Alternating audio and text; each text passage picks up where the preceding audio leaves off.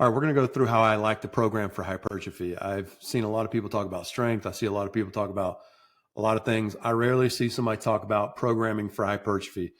So I want to put my methods out there, my ideas, my opinions, how I interpret things, and how I create programs based on how I interpret these things. So I've got written here myofibril hypertrophy. I can simplify it really simple. Myofibril hypertrophy is just a growth or increase in size of the myofibrils, which are the contractile units within each muscle fiber for generating force during contraction. It's not just the pump. A lot of people feel like when they're getting pumped up, they're building muscle. And a lot of people have probably heard this phrase, some of that training washes off in the shower, meaning you feel good and big in the gym, you go home, you feel small. With this type of training, I feel like you feel big all the time. It's not temporary. It doesn't wash off in the shower. It's more of a permanent change in your body, if that makes sense. It's different. It's probably not traditional. I don't feel like it's mainstream, but I'm going to go through it and I want to check the boxes that I check when I program and try to explain why I do the things that I do. So what I've got here is three simple things to make sure that you are targeting myofibril hypertrophy. The first one is you want high effort. High effort, I've talked about before in other articles, is the key to activating or utilizing type 2 muscle fibers. Those are your bigger, your stronger muscle fibers. Some people talk about high threshold motor units. You need high effort to get all that. That is something I feel like is being talked about more, and I hope it keeps making its rounds, because it's definitely worth trying to understand. The second one is you need enough load to slow the bar, right? And I said it that way because that's what you're doing with weight.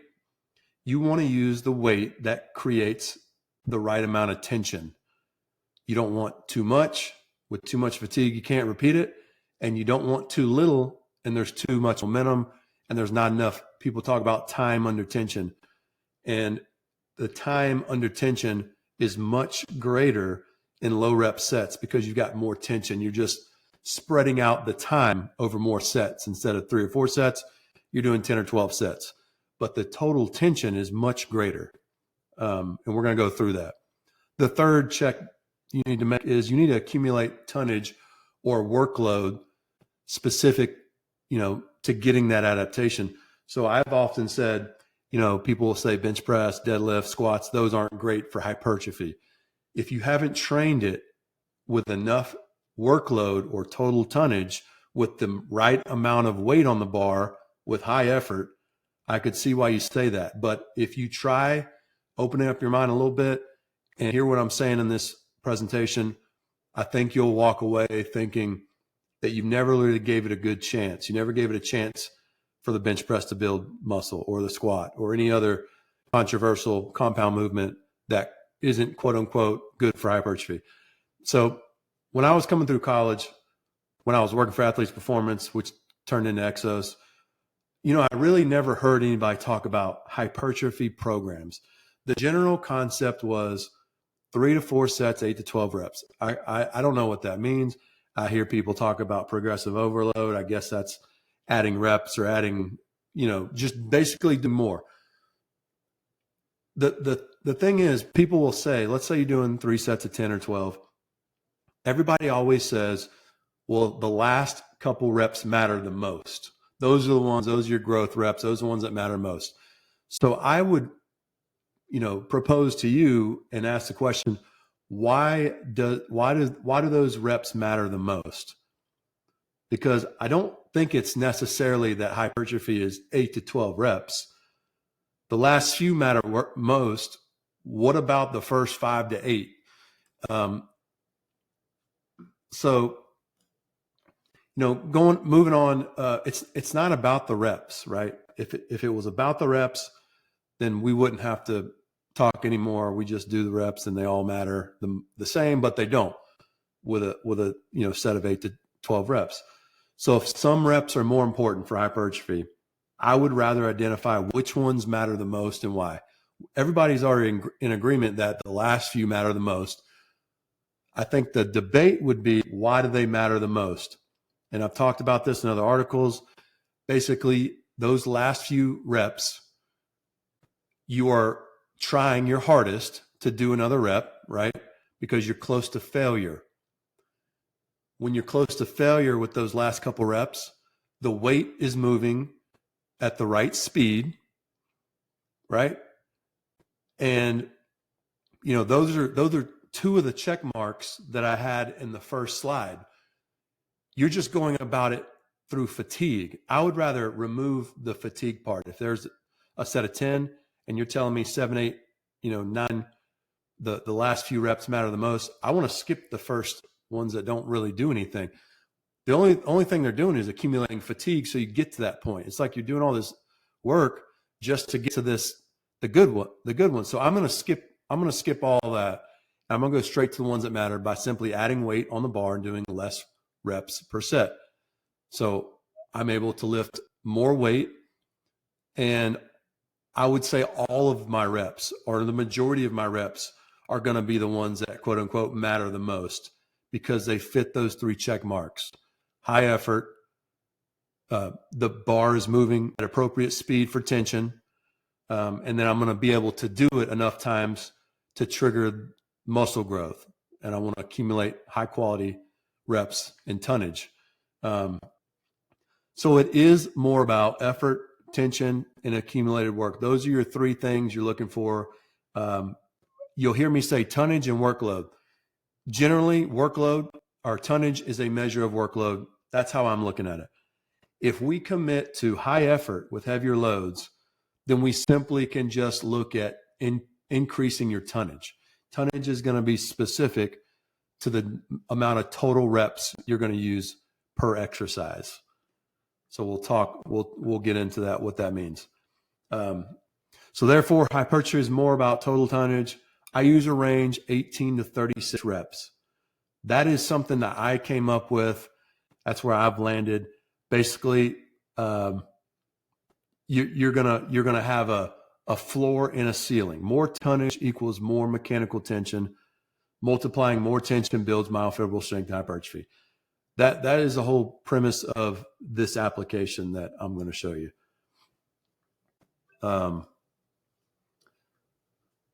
So if you don't know what tonnage is, it's simple. It's just a measure of the total pounds you lift.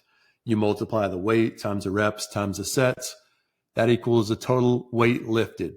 There is such a thing in my book anyways as tonnage that matters and tonnage that doesn't. And tonnage that doesn't matter is weight that you lift at the wrong speed if we're talking about hypertrophy.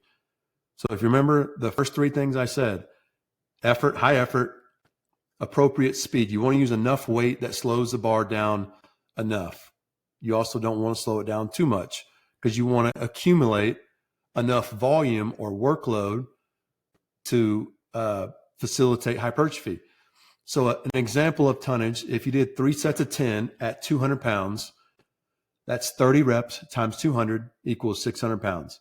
If you simply flip it, and I'm being modest here, but if you just flip it, instead of doing 3 sets of 10, you do 10 sets of 3, and you use 50 pounds more each rep, you're doing 30 times 250, which is 750 pounds, which is 25% more weight with the same number of reps.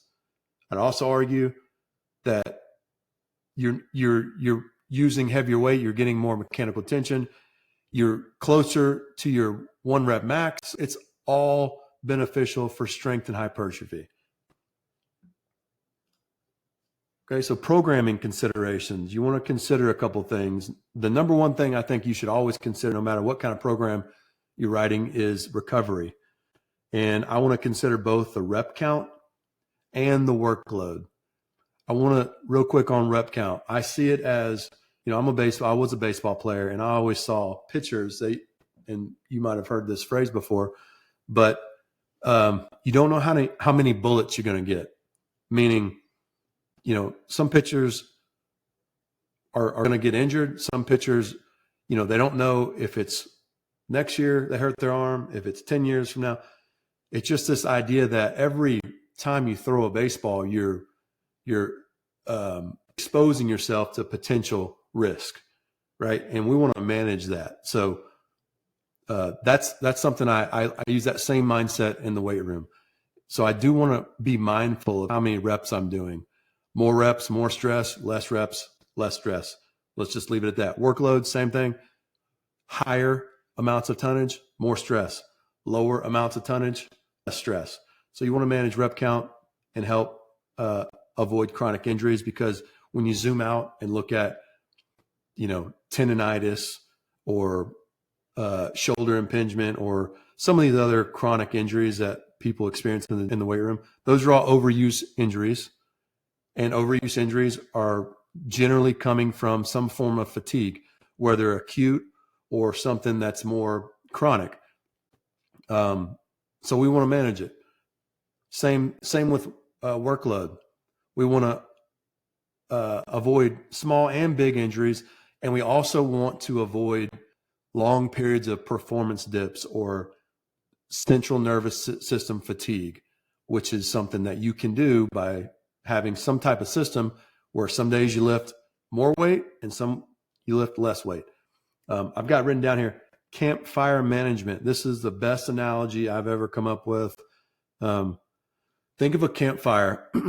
Your performance is the fire.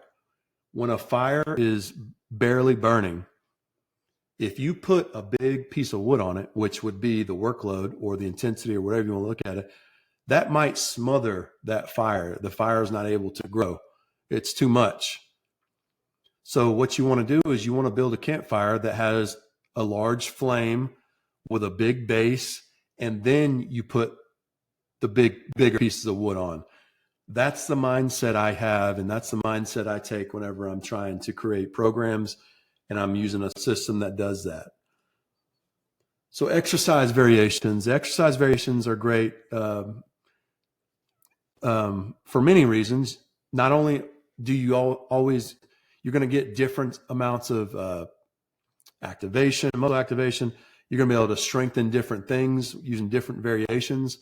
But they're also something that people don't think about as much as they're a great tool for managing workload, especially as it relates to tonnage. So just think about this. You do 10 sets of 3 on back squat. You do 10 sets of 3 on pin squats or front squats or some other variation. Generally, you're going to back squat more.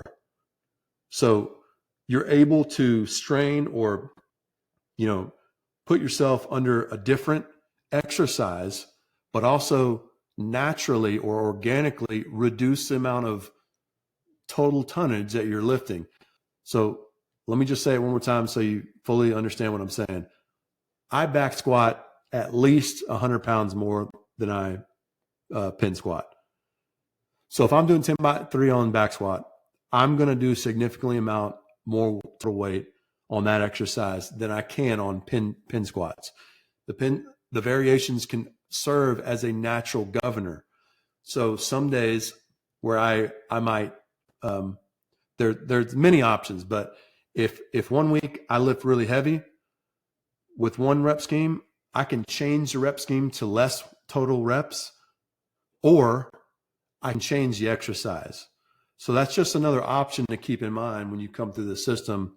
There's many ways to go about managing stress. That's definitely one of them. So you want to quantify workload, something I feel like I don't hear people talk about a lot, but I like to look at it as I'm going to multiply the total reps times a percentage. That's going to give me how much weight they lifted relative to their max, or the percent of their max. So example, if somebody did 30 total reps at 80%, that's 2,400% of their max, or 25 or 24 times their max, right? This is how you normalize workload for lifters of all strength levels. For me, lifting 500 pounds or 5,000 pounds on bench press is relatively easy. For someone not as strong as me, 5,000 pounds might be way too much, or they might not even be able to do it. So understanding that you want to quantify workload, this is going to help you manage stress. You want days where you've got more stress. You want days where you've got less stress. Sliding off the page here. So you want to plan to provide the stimulus. to force your body to change, and you need the recovery time to allow it to happen. Those are the two things you need when you're looking at building a program and you're trying to manage stress. Undulating rep schemes. Undulating just think of up and down, or ups and downs. Those are my preference for myofibrillar strength and hypertrophy. Because you're using heavier weight, you have to have ways to give your central nervous system a fighting chance to recover. So you're going up and down, sometimes day to day and week to week. There's a million ways to do it with workload and the number of reps. If I had it my way, preferably, I would like to reduce. If I hit 36 total reps today, tomorrow I want to hit the lowest at 18, because I just did the most, right? And I want to follow that up with something that allows me to recover. So I'm going to do that with both workload and number of reps. Oh man, I'm sliding all over the page here. Let's see. Okay, so 3-week waves. This is just simply, I like numbers that are divisible by 3. Everything there's more harmony. There's more rhyme and reason when you're dealing with numbers. Numbers that are divisible by 3 make the most sense to me. So it starts with establishing a high, medium, and low amounts of reps and workload. You're literally choosing your ceiling and your floor, and you're asking your body, you want this to be normal. This is your normal low and your normal high. And as you get stronger, both of them move up. So if I can increase my max, and I'm still doing 18 reps, but my weights increase, it's allowing my body to move up from the middle to the top, and to my worst days. They're all still improving over the long run. That's the goal. So with this system, you do not need a deload. I like to think of it as a reload. The thing about deloads is I never hear anybody plan a deload. It's just simply they're doing less. And sometimes the way they do less, ironically, they're actually doing more. So this avoids that whole mindset that you improve every week after week after week, and then you do less one week and you quote unquote deload. This is built in. The stress management, the fatigue management, all that is built in. And you'll see this come to life as we keep moving here. But there's 3 steps. You're going to choose the number of total reps first. Then you're going to choose the exercises. And then you're going to create 3 rep schemes. So one quick point on this method I'm going to show you. If you pick 3 rep schemes, that's going to be 3 weeks. If you picked 4 rep schemes, it's going to be 4 weeks, 5, and so on. If you prefer programming different than me, you can change. This is not a, there are no rules. If it works, you can do it. If it makes sense to you, do it. This is not something that you have to say exactly what I'm saying here, but take the mindset and apply it appropriately. All right, so step 1, how many reps? Like I said earlier, I've landed on 18 to 36 total reps per compound exercise. That is per compound exercise for the primary lift of the day. In this video, I am not going to go over accessories, secondaries, nothing. This is just primary. It would take too long. So I'm sticking to the main lift of the day, 18 to 36 total reps, compound exercises, mostly barbell. There's some exceptions for dumbbells. The math means you're lifting about 14 to 28 times your max. We'll get into percentages, but that's the math lands about. On a bad day, you're lifting 14 times your max. On a good day, you're lifting 28 times your max. There's some auto regulation in this system, and hopefully whenever I get done, it's going to make a lot of sense. So what I've done here, right, if I'm working 18 to 36, I've just chosen 3. I didn't include 18. Real quick caveat on 18, I use 18 for stronger people, because stronger people if you're squatting 700 pounds and you're doing 10 sets of 3 at 80%, that's still a lot. You got to consider the amount of weight on a body at some point. I think the stronger you are, the less total reps you're going to need, or the less total reps you're going to be able to do, because it's just so much weight, and you've got to account for recovery. So that's my caveat on 18. 24, 30, and 36 are far more used or utilized on my side for programming. On 36, I like 36 for younger or more inexperienced lifters, because sometimes, you know, if one thing is true about 18 with the strong lifters, the same thing is true for the same reasons on the other side of the spectrum, which is 36. Sometimes they need more reps. They need more total reps to get proficient or improve timing or mental toughness, or even, you know, they're just more opportunities with 36. But these are the three I use. If I were to drill it down a little bit further, me personally, I use 18 and 24 the absolute most. So all I've done is I just pick 3, right? You got a high, a low. 24 is low, 30 is middle, and then 36 is your high. So remember I said earlier, I want to create high, medium, and low. You're going to do it with total tonnage. Somebody just bought a program, by the way. You're going to do that with total tonnage, or total reps, and workload. So 24, 30, 36. All I've done is broken it down. The first one is the easiest. It's the lowest tonnage. 6 sets of 4, that's 24. As if you compare that to the very last one, 10 by 2 and 4 by 1, that's going to be the highest amount of tonnage. The concept is less reps per set should allow you to use more weight. That's the theory. Does it always happen? No, but the chances are yes. So what I've done is if you look at the ones, there's a blue one right here. There's a green one. There's a red one.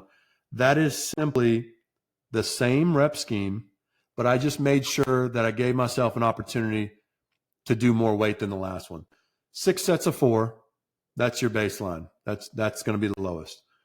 Well, the next time I want to improve that number total tonnage, if I only did 5 sets of 4, that would give me 4 sets of 1, which should easily let me beat the 6 sets of 4. And all I did was I spliced it again for the red one.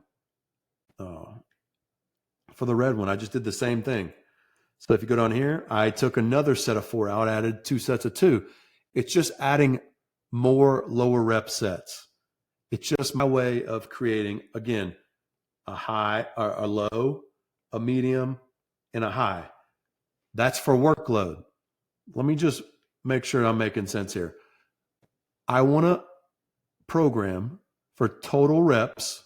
I told you I wanted a high, medium, low. Low, medium, high. That's total reps. And I also wanted to program high, medium, low for workload. The blue is low. The green is middle. The red is high. That's the breakdown. That's the system. Start up here. That's the easiest. Move down here to the bottom. That's the hardest. That's whenever I create programs, this is my visual. I will also say these are not the only numbers. These are just the numbers I created for this example. You can come up with any combination. I've got 9 of each number here, 9 rep schemes underneath each total reps. I did the math. It's 2,925 combinations of 3. That's how many combinations. So when people say, I've tried everything, I guarantee you have not. 2,925 combinations. That's just one exercise. I'm about to show you over 30 exercises. So if you do the math on that, trust me, you haven't tried it all, right? So however you want to look at it, easiest to hardest over here, or lowest tonnage to highest tonnage, whatever makes sense to you. hopefully the visual helps understand, how many reps. I've landed on 18 to 36. The example I used, 24, 30, 36, I just broke them down. And the breakdown, again, it just allows me, it allows me to progress. I'll say it again one more time, just to make it make sense. I want to lift as much weight as I can in 24 reps. I'm going to do it with 6x4. And then one way to most definitely lift more total weight in 24 reps might be 8x3, but it's definitely 12x2. I will definitely lift more weight with 12x2. If I can lift more weight with 12x2, why would I even bother with 6x4? It's because you have to manage stress, and you can't lift the heaviest all the time, and you don't want to lift the lightest all the time. So the system allows you to do it all. I'm not even going to talk about the benefits of lifting at different speeds, but hopefully what I'm putting down, or you're picking up what I'm putting down. All right. Step 2, which exercises? Like I said before, this style is for compound exercises. We'll stick to the primary movement only. I don't like that it's not zooming right for you. We'll just do that. That's better. Okay. So what I've done is, again, let me reiterate. This is for the primary exercise of the day only. We're not doing accessories. We're not doing secondary. We're not doing all that. I don't have time. If I can get this mindset out, you can apply it to other ways. And I'll do another video if there's interest. Okay, so compound exercises, it's not for machines. It's not for bicep curls or lateral raises. This is for strength exercises. People see strength exercise. If you want to turn it into hypertrophy, you just have to lift enough total tonnage to do it. That's it. So a strength exercise can be a speed exercise too, but I don't want to get everybody all mad on this video. So all I've done is lift. I listed a bunch of exercises. There's more. I didn't list them all, but looking at squats, you can see back squat, front squat, Anderson squat, pin squat, box squat, paused reps. By the way, you can add paused reps and you double basically all those. Well, you double front and back squat. Deadlifts, you got conventional sumo, rack pull, block pull, deficit deadlift, RDL, snatch grip RDL, pause RDL, stiff leg deadlift. There's too many. It doesn't end. And remember, I gave you 2,925 combinations of rep schemes, and now I'm giving you over 30 exercises. So I just want to say, if you say, I've tried everything, you haven't. Horizontal press, you're looking at bench press, low incline bench press, close grip bench press, Spotto, I probably spelled that wrong, pin press, paused reps, by the way. Didn't even mention bands and chains. Didn't even mention it. There's too much to say, I tried everything. It's one of my pet peeves. Step 2, continued. You got vertical press, right? I got seated, standing overhead press. OHP is overhead press, if you didn't know. Seated and standing, I didn't even mention my unsupported. If you've seen me do that, unsupported overhead press, sitting down without a back is a great exercise, great variation. And then I got high incline bench press, because some of you said, when I said low incline earlier, I know how people think. They think, what about high? I put it on the vertical, got it covered. Horizontal pull, you got bent over row. You got the power row. You got a trap bar row. I'll get to my exception in a little bit for more rows, but the vertical pull, you got pull-ups. I put lat pull down because sometimes people just can't do pull-ups. They're not able to do pull-ups, and they're not allowed. You don't want to omit. I personally am not going to use lat pull down, but if somebody just can't do pull-ups, we're going to use lat pull down. By the way, we're also going to train a lot of horizontal pulling, and a combination of the two are hopefully going to help you get to that pull-up stage. The exception for me is using a wide variety of dumbbell rows. Yes, they're all different. Yes, they all do different things. Some of them have more stability, some of them have less. The ones with less allow you to operate or move more freely with rotation. It's one of those exercises that you don't have to choose just one. You can do all methods, and there's benefits to all of them. So the one arm dumbbell row is where you've got a knee on a bench and you got that same side hand on the bench and you're rowing off the side of a bench. 3-point row means 2 feet on the ground, one hand on the bench. 2-point row means 2 feet on the ground, no bench. Single arm row in space. I've done videos of that on my social media. If you don't know what it is, you could probably go on my page and search for it and it'll come up. Let's see what I got. Yeah, add dead stop variations. So all these rows can start on the ground each rep, which is a tremendous training style. If all you do is traditional reps, mix in some, it's like a single arm pin layer power row where the weight starts on the ground every time. So again, I promise you haven't tried everything. I believe that's 33 total exercises I listed. I didn't mention chains and bands. I didn't mention, on pull-ups, I said all grips, but I personally use about 4. You got neutral, you got wide, you got chin up, and you got an in-between. I've also shown people there's a false grip. Hands are literally right next to each other. That's probably my favorite. So I said 4, I lied, it's 5.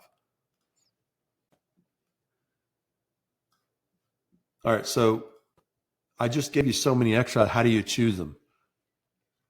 I see 2 options. You can choose just one variation per number of days you're going to train each week, or you can choose 2 variations and alternate week to week. So I could, remember, we're setting up a 3-week wave. I can back squat Monday, week 1, and then I can back squat Monday, week 2, and I can back squat Monday, week 3. Or I can back squat week 1 on Monday. I can front squat week 2 on Monday. I'll get to this, but option 2, if you use 2 variations, it's 6 weeks now. It's not 3 because you added more exercises. So you're alternating and you're doing different exercises every week. You could do that for 3 exercises. I personally stay at 2. I like 2. I'm sure there's somebody out there that say they like 3. But you'll get the point. Option 1, here's an example. Day 1, you back squat. Day 2, you bench press. Day 3, you do pull-ups. Day 4, you do deadlifts.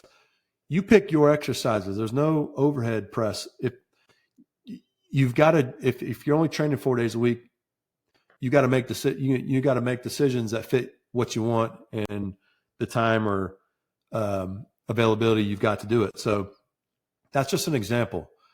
If you're doing a 5-day week, I've got the 5-day week right here. Back squat day, it's the same. I'm just adding standing overhead press at number 5.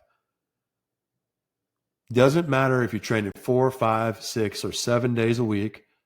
If you choose 3 exercise or 3 rep schemes, it's going to take 3 weeks with option 1. When I say it takes 3 weeks, that means you're going to do every exercise with all 3 rep schemes that you've created. That's just how long it takes to finish it. So with option 1, the number of rep schemes you choose dictate how many weeks the wave takes, which is exactly what I was just saying. All right, choosing exercise with option 2. Option 2 allows you to rotate an additional variation week to week.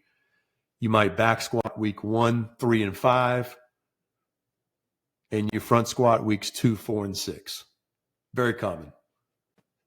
If you're training 4 days a week, here's what it looks like. Back squat, bench press, pull-ups, deadlifts, front squat, incline, chin-ups. Yeah, it's very important to write it in that order. Write your first variation first, then your second variation. Make it in this list. This is a major part of what I'm about to show you. It's going to make so much sense, it's stupid. If you're training 5 days a week, the same thing. Keep the same order. back squat, bench press, pull-ups, deadlifts, standing overhead press, front squat, incline bench, chin up, RDL, seated overhead press. Look, number one, back squat, the variation of that is front squat. Bench press, the variation of that, incline bench.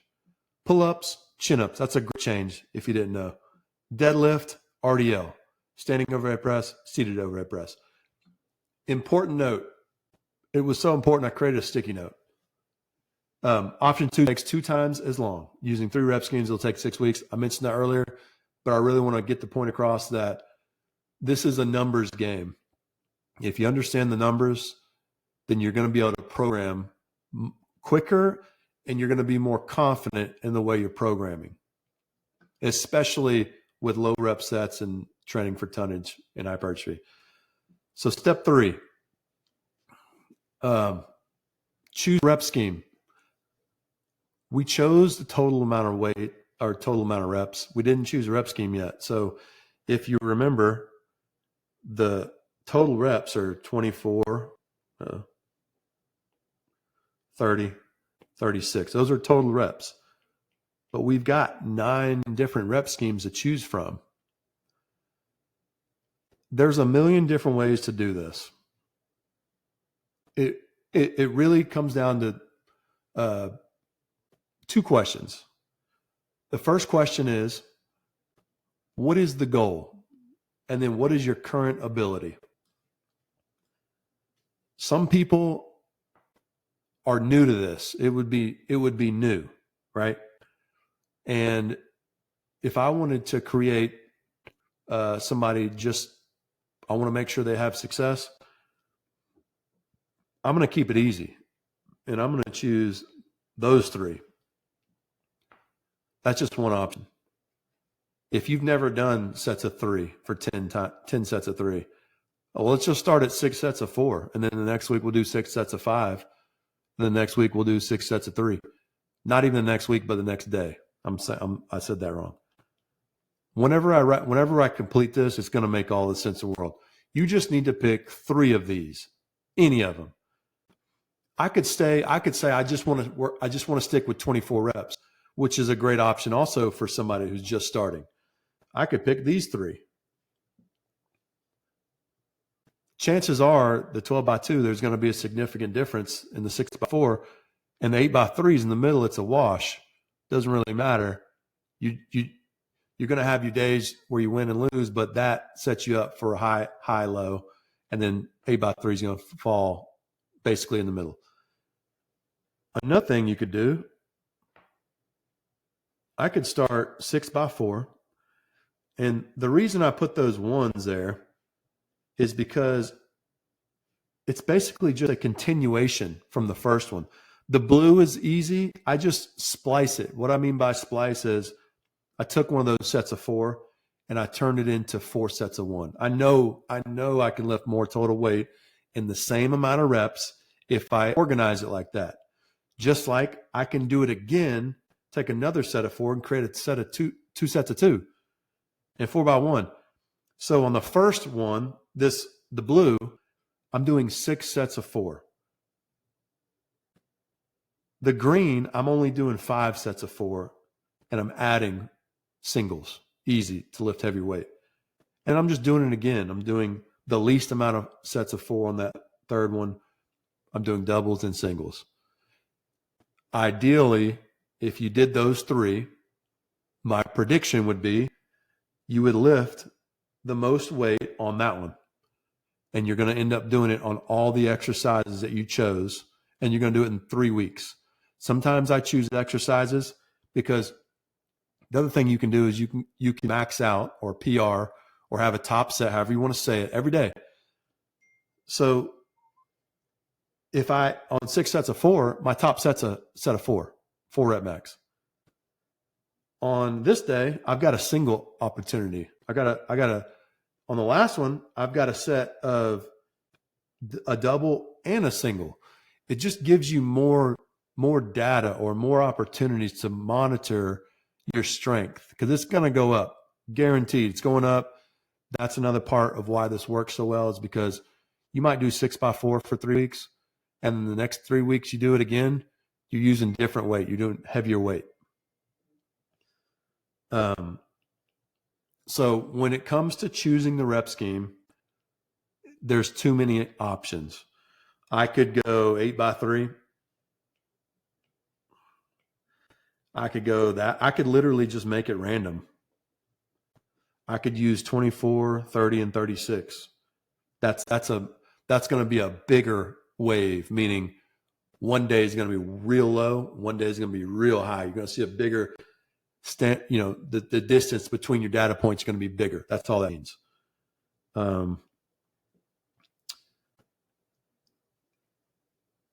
If that's not making sense to you, it'll all make sense when we finish this up. So for the purpose of this example, I'm going to choose my favorites. 10 by 3, I'm sorry. 12 by 2, 10 by 3. We'll go 6 by 6. Let's do that. All right, we'll just do that for the example. All right. Putting it together. And this is literally how I start making programs. If this is a hypertrophy program, this is almost exactly what I do. The complicated part is also doing it for secondary strength or secondary lifts, accessories, etc. And you can get lost, but this is just for the one exercise, and this is just to show you how to do it for yourself. So you're going to write all the exercise in a vertical column. All right, that's step number 1. Write in a vertical column. Holy crap. All right, step number 2 is write the rep schemes in rotation for all those exercises. I forgot I chose 3 rep schemes, so let me go back. Well, I won't go back. But the rep schemes I chose are right here. Those are the 3. All right, those are the 3 I chose. I'm using a 4-day week, training 4 times a week. And because I'm training 4 days a week with 4 exercises, and I'm using 3 rep schemes, I know that it's going to take me 3 weeks. And so I need to write my exercises 3 times, just like this, in the same order. Week 1, week 2, week 3, but they're all in the same order. You just write back squat until it's on there 3 times. You write bench press till it's on there 3 times. Pull-ups and deadlifts, same thing. Then all you do is you take rep scheme number 1, right? And then rep scheme number 2, 3, and you repeat that until you're at the bottom. And now what you've done is you've got back squat. You got back squat 6 sets of 4. Then you got back squat 10 sets of 3 the next week. And then the last week, 4 by 6, 4 by 2, and 2 by 1. So you every exercise, you're doing every rep scheme for every exercise. It's that easy. So the system naturally creates a high, medium, and low wave of ups and downs or for stress management. That's why it works. That's why it continues to work. Tonnage, lifting more total weight, is definitely something that helps build strength. These numbers are going to increase for a very long time. And when they don't, change the exercise, change your rep scheme, do something different. That's the point. You need a system that is going to last. Unless you only plan on training for a year or 2, then it doesn't matter. And I'm not saying everybody should train like this, but if you want to explore other methods, and when people say, I can't get genetic ceiling, and they talk about this is as big as I can get, and they say, I've tried everything, it drives me nuts. I don't think anybody's tried what I just not many people have tried what I just laid out. It's not easy. It's not hard either, but it's definitely not easy. And there are some learning curves to training this way. But if you start exploring for yourself, the reason I'm doing this video, because I think people should explore for themselves. That's the best way to learn. You can always hire a coach or find a program that does it for you and learn that way too. But ultimately, doing things for yourself is the best way to learn. Coach can save you a lot of time. But there's always common questions with these. You probably already thought about them. You've probably been thinking about them since I started this whole talk about low rep sets. So let's go over the ones I know that are going to be asked. The first one I know is going to be asked: what percentage should you use? It's a moving target. It's a false question because it's not the right one. It's what percent should you start at is what I would say. Because you're going to have days you can do more. You're going to have days where you can do less. So it's a moving target. When you're in a state of fatigue, maybe you didn't sleep good, maybe you just lifted, you had a high day, for whatever reason, you're fatigued. Some days 80% might be 95% or 100%.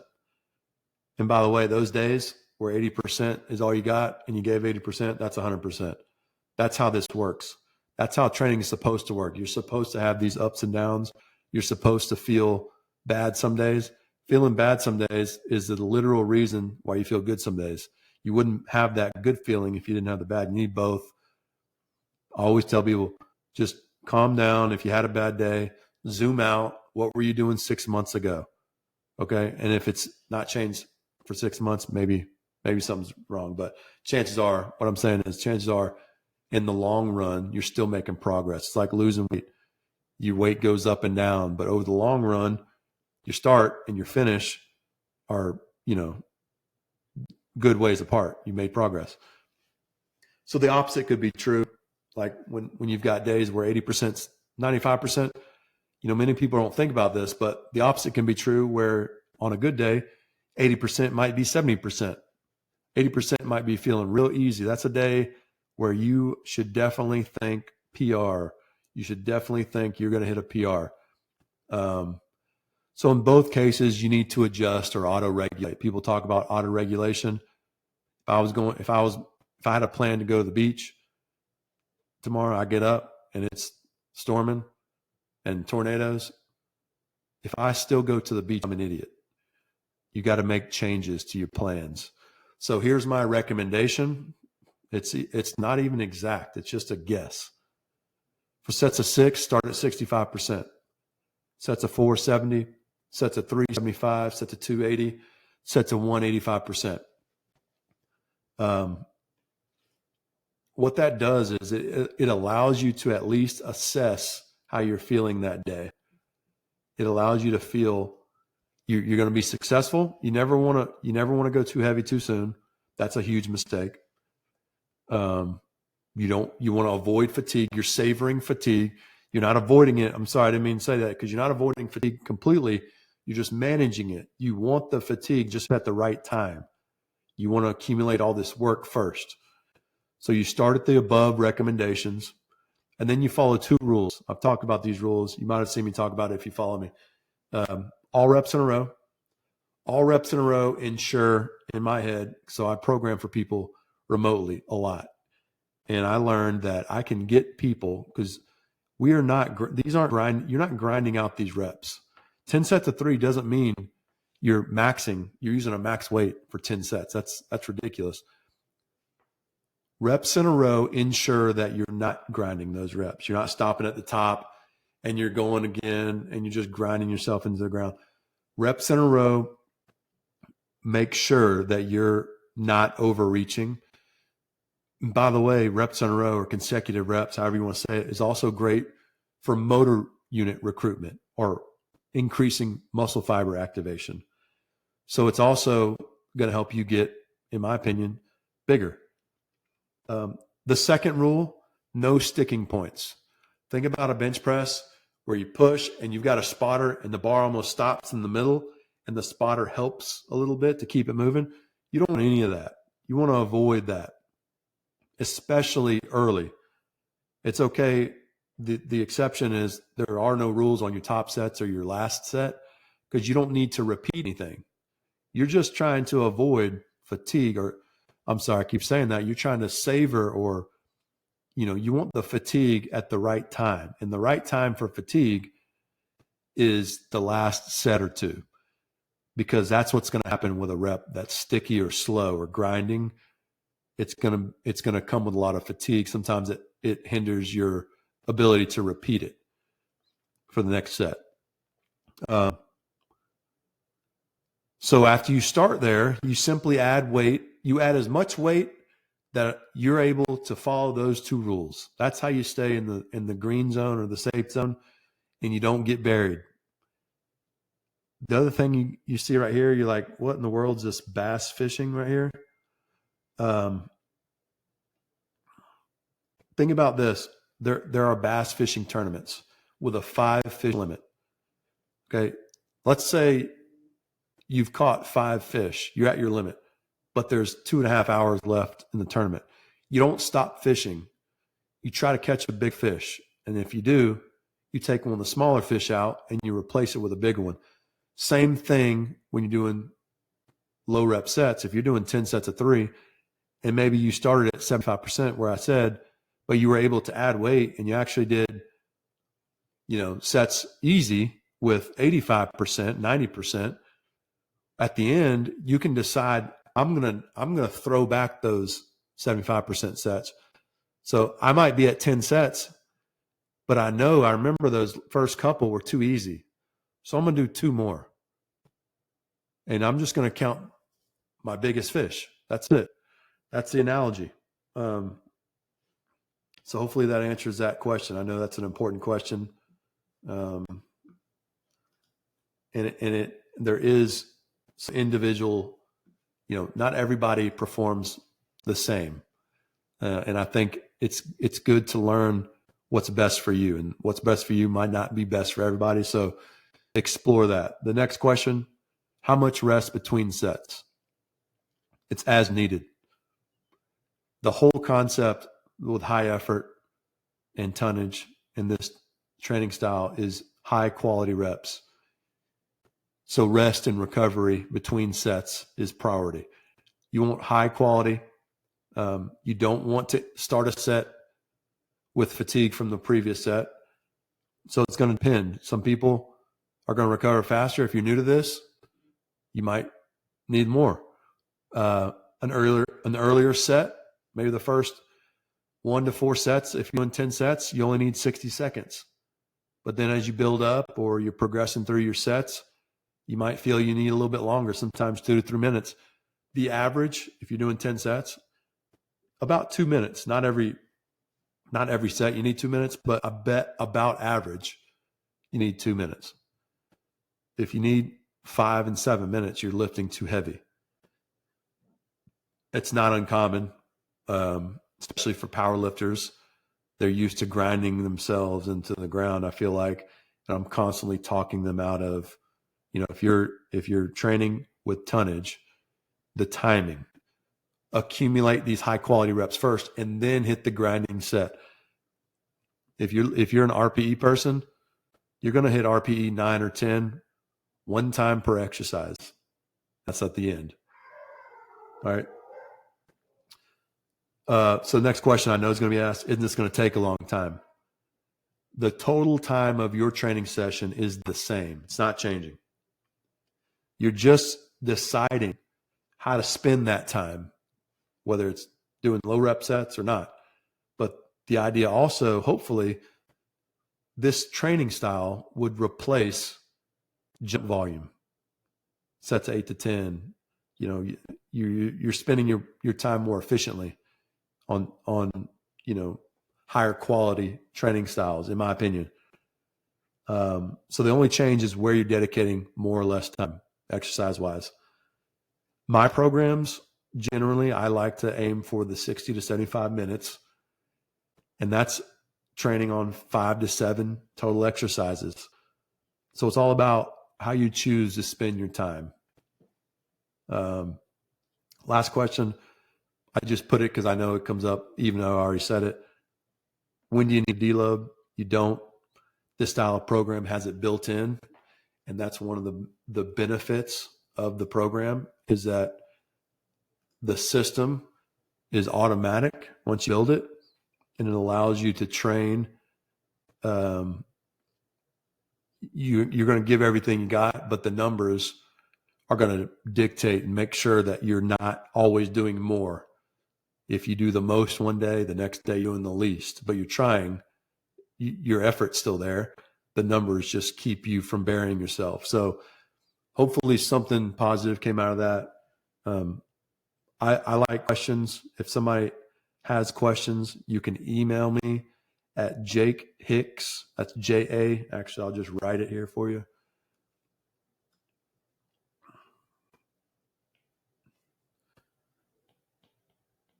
Jake Hicks at RX Strength and Fitness. Longest email ever. Make sure it's on the screen there. All right, so Jake Hicks at rxstrengthandfitness.com. Email me with questions. I love to answer questions, but hopefully something good came out of this. And if it did, and you know somebody would benefit from seeing it, please share it with them. Thank you for your time.